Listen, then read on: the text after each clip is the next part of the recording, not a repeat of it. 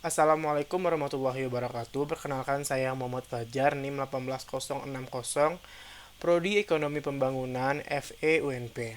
Di sini, di kesempatan kali ini, saya akan menjelaskan sedikit tentang transformasi pertanian pembangunan daerah pedesaan untuk memenuhi tugas pertama ekonomi pembangunan 2. Yang pertama, arti penting kemajuan sektor pertanian dan pembangunan daerah pedesaan.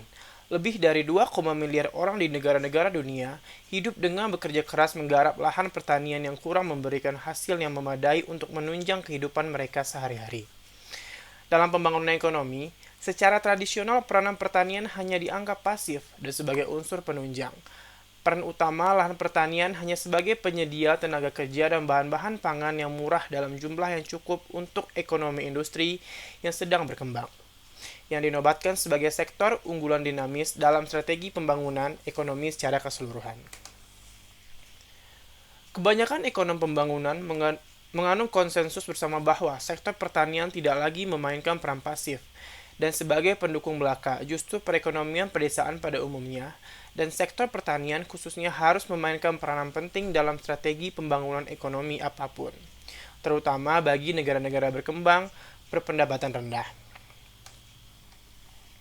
Suatu strategi pembangunan ekonomi yang dilandaskan pada prioritas pertanian dan ketenagakerjaan paling tidak mendukung 3 unsur perlengkapan dasar, yaitu pertama, percepatan pertumbuhan, output melalui serangkaian penyesuaian teknologi, kelembagaan dan intensif harga khusus dirancang untuk meningkat produktivitas para petani kecil. Yang kedua, peningkatan permintaan domestik terhadap output pertanian yang dihasilkan dari strategi pembangunan perkotaan yang berorientasi pada tenaga kerja. Serta yang ketiga, diversifikasi kegiatan pembangunan daerah pedesaan yang bersifat pada karya, non-pertanian yang secara langsung tidak langsung akan menunjang dan ditunjang oleh masyarakat pertanian. Oleh karena itu, pada skala yang lebih luas, pembangunan sektor pertanian dan daerah pedesaan kini diyakini sebagai intisari pembangunan nasional secara keseluruhan oleh banyak pihak. Harus diingat bahwa tanpa pembangunan pedesaan terintegrasi atau integrated rural development, pertumbuhan industri tidak akan berjalan dengan lancar. Dan kalaupun bisa berjalan, pertumbuhan industri tersebut akan menciptakan berbagai ketimpangan internal yang sangat parah dalam perekonomian itu. Lalu yang kedua, pertumbuhan pertanian, kemajuan di masa lalu dan perubahan di masa sekarang. Ada tren dalam produksi pertanian, yaitu kemampuan produksi pertanian untuk mengimbangi pertumbuhan penduduk dunia dinilai mengagumkan, yang membuat prediksi non-Matus bahwa kerawanan pangan global akan terjadi sekarang meleset. Dan sebenarnya yang membuka jalan ini adalah berkat hasil output pertanian di negara berkembang. Berdasarkan perkiraan Bank Dunia, negara-negara berkembang mengalami pertumbuhan yang lebih cepat dalam nilai output pertanian, atau 2,6% per tahun. Berkebalikan dengan historis-historis output pertanian negara-negara maju pada tahap awal pertumbuhan mereka yang selalu berkontribusi paling tidak sebanyaknya total output dengan porsi tenaga kerja yang terlihat dalam kegiatan ekonominya. Kenyataannya bahwa lapangan kerja pertanian saat ini di negara-negara berkembang jauh lebih tinggi ketimbang output pertanian, mencerminkan rendahnya tingkat produktivitas tenaga kerja dibandingkan bidang manufaktur dan perdagangan. Kegagalan pasar dan kebutuhan akan kebijakan pemerintah. Penyebab utama dari semakin memburuknya kinerja pertanian di negara-negara berpendapatan rendah adalah terbaliknya sektor yang sangat penting ini dalam perumusan prioritas pembangunan oleh pemerintahan negara-negara berkembang itu sendiri. Terbaliknya sektor pertanian dan bisa terhadap investasi dalam perekonomian industri perkotaan yang menyertainya pada gilirannya dapat ditelusuri secara historis dari penekanan yang salah pada percepatan industrialisasi melalui substitusi, impor, dan penempatan nilai tukar yang terlalu tinggi yang sangat populer selama beberapa dasawarsa seusai Perang Dunia Kedua. Namun, pemerintah juga memiliki peran dalam sektor pertanian karena peran pentingnya dalam pemberantasan kemiskinan dan sebagai besar dari kalangan miskin dunia berasal dari kelompok petani. Kemiskinan itu sendiri mencegah para petani untuk memanfaatkan dari peluang yang dapat mengeluarkan mereka dari kemiskinan. Dengan minimnya aguna, mereka tidak mampu mendapatkan kecucuran kredit. Dengan minimnya kredit, para petani mungkin harus mengeluarkan anak mereka dari sekolah sehingga mewariskan kemiskinan kepada generasi berikutnya. Dengan minimnya kesehatan dan gizi yang baik, mereka mungkin tidak mampu bekerja maksimal untuk mendapatkan layanan kesehatan dan gizi yang lebih baik. Dengan informasi minim dan pasar yang hilang, mereka tidak bisa mendapatkan asuransi. Dengan ketiadaan asuransi, mereka tidak bisa menghadapi resiko karena berada dalam kondisi di bawah pola hidup substansi. Tanpa adanya perantara, para petani tidak akan bisa berspesialisasi hidup substans. Tanpa adanya perantara, para petani tidak akan bisa berspesialisasi, dan tanpa spesialisasi, perantara tidak memiliki intensif untuk masuk. Kondisi petani yang dipinggirkan secara sosial atas dasar etnis, kasta, bahasa, atau gender, mereka terhambat untuk mendapatkan peluang yang membuat mereka tetap terpinggirkan. Perangkap kemiskinan seperti ini mustahil dapat dihindari tanpa adanya bantuan dalam seluruh bidang permasalahan tersebut. Lalu yang ketiga, struktur sistem agraria di negara-negara berkembang. Ada 3 sistem pertanian. Yang pertama, dalam negara-negara yang disebut dalam laporan atau World Development Report dari Bank Dunia, sebagai negara atau berbasis pertanian, pertanian masih menjadi sumber utama pertumbuhan ekonomi. Meskipun hal ini terjadi karena pertanian mencakup porsi yang besar dalam GDP. Yang kedua, sebagian besar penduduk desa di dunia, sekitar 2,2 miliar jiwa, tinggal di negara-negara yang dikategorikan dalam laporan itu sebagai negara yang sedang bertransformasi, di mana porsi kalangan miskin yang tinggal di pedesaan sangat tinggi, rata-rata hampir 80%, tetapi sekitar pertanian sekarang hanya berkontribusi kecil pada pertumbuhan GDP, kira-kira ada 70%. Lalu yang ketiga, di negara-negara yang disebut dalam laporan itu sebagai negara terurbanisasi, migrasi desa kota telah mencapai titik di mana sampai setengah atau lebih kalangan miskin ditemukan di wilayah perkotaan, dan sektor pertanian bahkan berkontribusi lebih sedikit terhadap pertumbuhan output. Walaupun dari hari ke hari, perjuangan untuk mempertahankan hidup tetap mewarnai kehidupan dan sikap para petani miskin di negara-negara Amerika Latin ataupun di Asia, juga di Afrika, struktur dan kelembagaan pedesaannya agak berbeda. Namun, karakteristik sistem agrari atau agrarian system yang ternyata sangat berbeda. Di negara-negara Amerika Latin, derita para petani berurat akar pada sistem latifundio minifundio yang akan dijelaskan selanjutnya di Asia. Permasalahan umum utamanya adalah lahan garapan yang terpecah-pecah menjadi bagian kecil yang sempit dan sangat padat sebagaimana. Nah, walaupun dari hari ke hari perjuangan untuk mempertahankan hidup tetap mewarnai kehidupan dan sikap para petani miskin di negara-negara Amerika Latin maupun Asia, juga di Afrika, struktur dan kelembagaan pedesaannya agak berbeda. Namun, karakteristik sistem agrari atau agrarian system ternyata juga sangat berbeda. Di negara-negara Amerika Latin, derita para petani berurat akar pada sistem latifundio minifundio yang akan dijelaskan selanjutnya. Permasalahan utama adalah lahan garapan yang terpecah-pecah menjadi bagian kecil yang sempit dan sangat padat. Rata-rata luas lahan pertanian di Amerika Latin jauh lebih besar daripada di Asia. Di semua negara Asia yang disurvei, rata-rata luas lahan pertanian dalam kondisi operasional berada di bawah 4 hektar, dengan luas lahan di Indonesia hanya 1,1 hektar. Sebaliknya, rata-rata luas lahan pertanian dengan kondisi operasional di negara-negara Amerika Latin menurut survei berkisar dengan 16,9 hingga 214,1 hektar. Meskipun demikian, sejumlah besar petani di Amerika Latin memiliki lahan kurang dari 5 hektar, meliputi 36,8% lahan pertanian di Brazil dan 78% lahan pertanian di Peru. Hal ini dimungkinkan karena sebagian besar tanah pertanian dikuasai oleh para petani besar ataupun tuan tanah di Amerika Latin. Lalu ada pola agraria di Amerika Latin. Di Amerika Latin, seperti halnya di Asia dan Afrika, struktur agraria bukan hanya merupakan bagian dari sistem produksi, tetapi juga merupakan karakteristik dasar dari organisasi ekonomi, sosial, dan organisasi politik dalam kehidupan pedesaan. Secara keseluruhan, struktur agraria yang berlaku di kawasan Amerika Latin tepatnya, sejak masa kolonial adalah pola pertanian dualisme yang dikenal dengan pola latifundo minifundo. Pada dasarnya, latifundio adalah kepemilikan tanah yang sangat luas.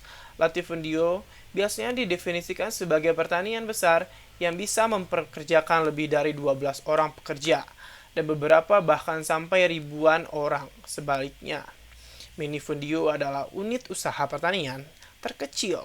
Minifundio didefinisikan sebagai pertanian yang sangat kecil yang hanya dapat memberikan pekerjaan bagi satu keluarga atau 2 orang pekerja dengan pola pendapatan pasar dan tingkat teknologi serta jumlah modal tertentu yang berbeda menurut masing-masing negara atau wilayah. Mentransformasi ekonomi, permasalahan dan pembagian lahan pertanian di Asia. Masalah pokok di bidang pertanian di Asia adalah banyaknya orang yang bekerja pada lahan yang sangat sempit. Sebagai contoh, luas lahan yang bisa ditanami di India, Cina, Bangladesh pada tahun 1994 masing-masingnya hanya 0,19, 0,08, dan 0,07 hektar per kapitanya. Sebenarnya, struktur pertanian tradisional di Asia sudah tertata dengan baik, sesuai dengan karakter masyarakat pedesaan tradisional sebelum penjajahan bangsa dari bangsa Eropa datang. Kedatangan bangsa Eropa membawa perubahan besar pada struktur agraria tradisional, di mana dalam hak kepemilikan sistem penggunaan dan kepemilikan lahan pribadi lebih diutamakan dan terus diperkuat dengan berbagai peraturan, dan timbullah beberapa konsekuensi dari pelaksanaan sistem ini. Di antaranya adalah tuan tanah, etani penyakap, petani penggarap, dan rentenir. Pertanian subsisten dan perluasan perdagangan di Afrika. Pertanian subsisten adalah Pertanian subsisten adalah pertanian swasembada di mana petani fokus pada usaha membudidayakan bahan pangan dalam jumlah yang cukup untuk diri mereka sendiri dan keluarga. Karakteristik pertanian subsisten dengan produktivitas yang rendah dari kebanyakan petani Afrika merupakan akibat kombinasi dari ketiga kekuatan historis yang membatasi pertumbuhan output pertanian. 1. Meski banyak lahan subur yang potensial untuk bercocok tanam, hanya sebagai kecil dari yang dapat ditanami, dan disiangi petani jika hanya menggunakan peralatan tradisional sebagai kapak, seperti kapak, bajak, berganggang, pendek, dan pisau, dan lain-lainnya. Yang kedua, perladangan perpindahan, di mana pembudidayaan lahan hingga kesuburan menurun kemudian berpindah ke lahan baru, sementara membiarkan lahan yang sudah ditanami agar kesuburannya meningkat dan dapat ditanami kembali. Yang ketiga, tenaga kerja sangat langka selama masa tersibuk pada musim tanam, yaitu masa penyiangan dan penanaman, sedangkan pada waktu-waktu lainnya, tenaga kerja justru dalam kondisi setengah menganggur. Yang keempat, ada peran penting perempuan. Aspek penting yang sering terlewatkan dalam sistem agraria negara-negara berkembang terutama di Asia dan Afrika adalah kaum perempuan dalam produksi pertanian. Peran penting perempuan. Aspek penting yang seringkali terlewatkan dalam sistem agraria negara-negara berkembang, terutama di Afrika dan Asia, adalah peran penting kaum perempuan dalam produksi pertanian.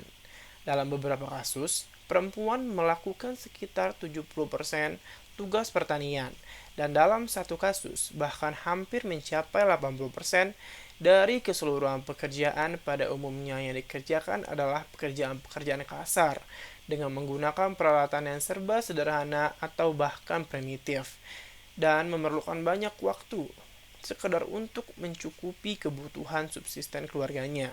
Sementara para laki-laki atau suami mencoba mencari pekerjaan di perkebunan atau di kota-kota dalam rangka memperoleh penghasilan.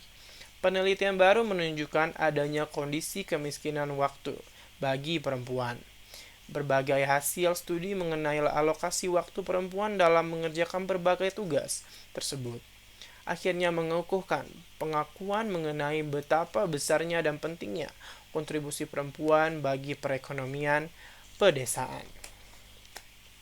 Selama ini, kaum perempuan telah memberikan kontribusi yang besar dan penting dalam ekonomi pertanian, khususnya dalam sektor tanaman komersial atau tanaman yang dibudidayakan untuk kepentingan pasar. Meskipun produksi dan laba hasil penjualan tanam komersial pada umumnya berada dalam kendali laki-laki, perempuanlah yang melakukan fungsi-fungsi penyiangan dan pemeliharaan.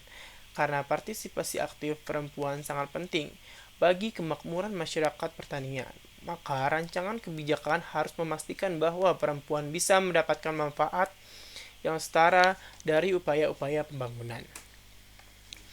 Mikroekonomi dari perilaku petani dan pembangunan pertanian. Modernisasi pertanian dalam sistem perekonomian pasar, campuran di berbagai negara-negara berkembang, juga dapat dijelaskan sebagai suatu proses transisi yang berlangsung secara bertahap, tetapi berkelanjutan, yakni dari pola produksi subsistem menjadi sistem pertanian yang terdiversifikasi dan terspesialisasi. Transformasi pola pertanian tradisional seringkali membutuhkan selain mengadaptasikan struktur pertanian dalam rangka memenuhi tuntunan akan produksi yang lebih besar. Perubahan yang mempengaruhi seluruh struktur sosial, politik, dan kelembagaan pedesaan. Tanpa perubahan-perubahan tersebut, pembangunan pertanian akan terus tertinggal jauh atau kemungkinan besar hanya akan memperbesar ketimpangan antara pemilik lahan luas yang kaya dan berkuasa dengan para petani kecil, penggarap, penyakap, dan buruh tani yang tidak memiliki lahan sama sekali. Beberapa gagasan mengenai ekonomi pertanian substansi telah dibahas oleh teori dua faktor neoklasik mengenai produksi di mana lahan atau dan mengaklaim juga modal bersifat tetap, tenaga kerja dalam satu-satunya input variabel dan keuntungan dimaksimalkan secara spesifik.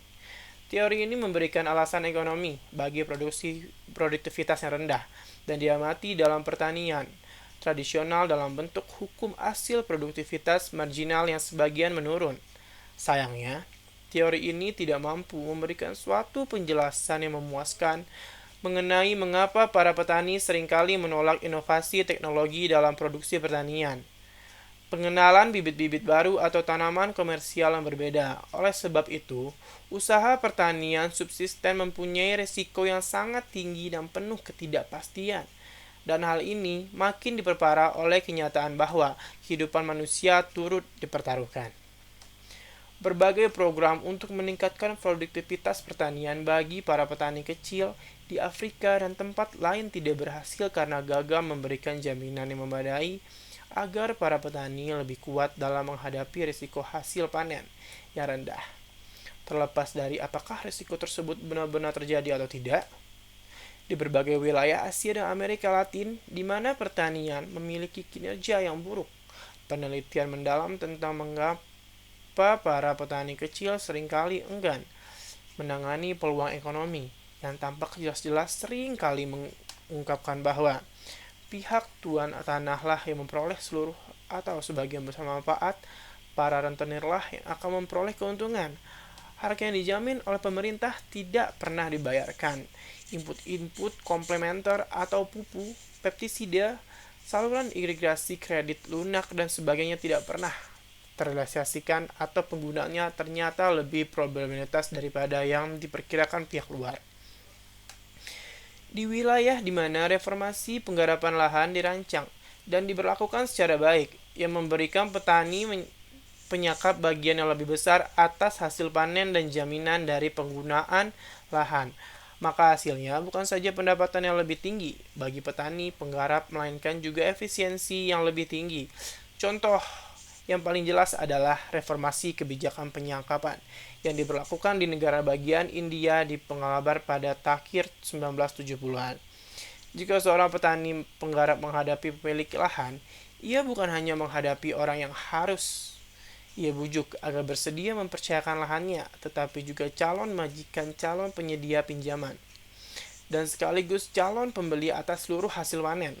Yang menjadi bagian kondisi inilah yang lazim disebut sebagai pasar-pasar faktor produksi yang saling berkaitan, yang memberikan para tuan tanah sumber daya monopoli dan monopoli yang begitu besar. Pola pertanian terdiversifikasi atau pertanian campuran merupakan tahap perantara yang harus dilalui dalam proses transisi dari pola produksi subsisten menjadi produksi yang terspesialisasi.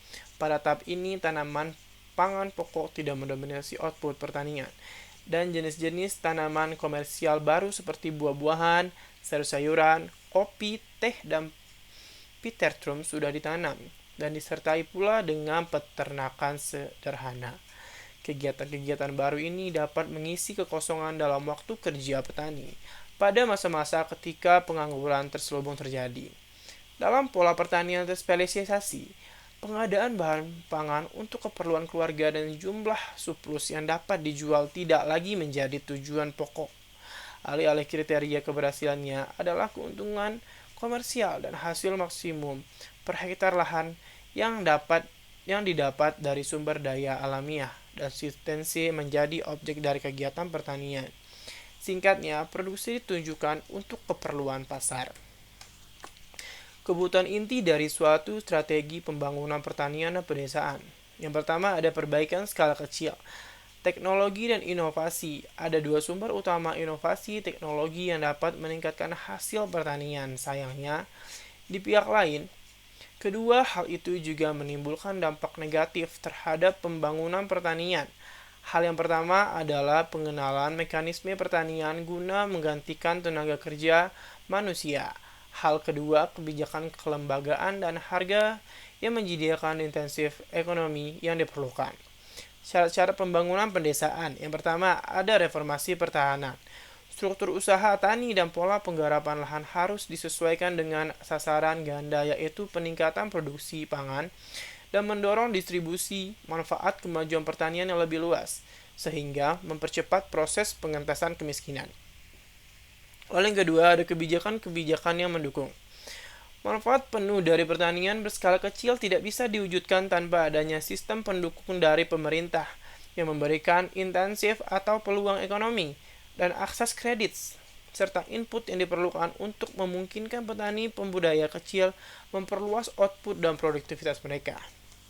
Lalu ada tujuan-tujuan pembangunan. Yang pertama adalah pembangunan desa, meskipun sangat bergantung pada kemajuan pertanian kecil, menyiratkan hal lain yang meliputi upaya-upaya untuk meningkatkan pendapatan real pedesaan baik di sektor pertanian maupun non-pertanian melalui penciptaan lapangan kerja, industrialisasi pedesaan, dan peluang non-pertanian lainnya, serta penyediaan sarana pendidikan, kesehatan dan gizi penduduk, dan penyediaan berbagai layanan sosial dan kesejahteraan rakyat.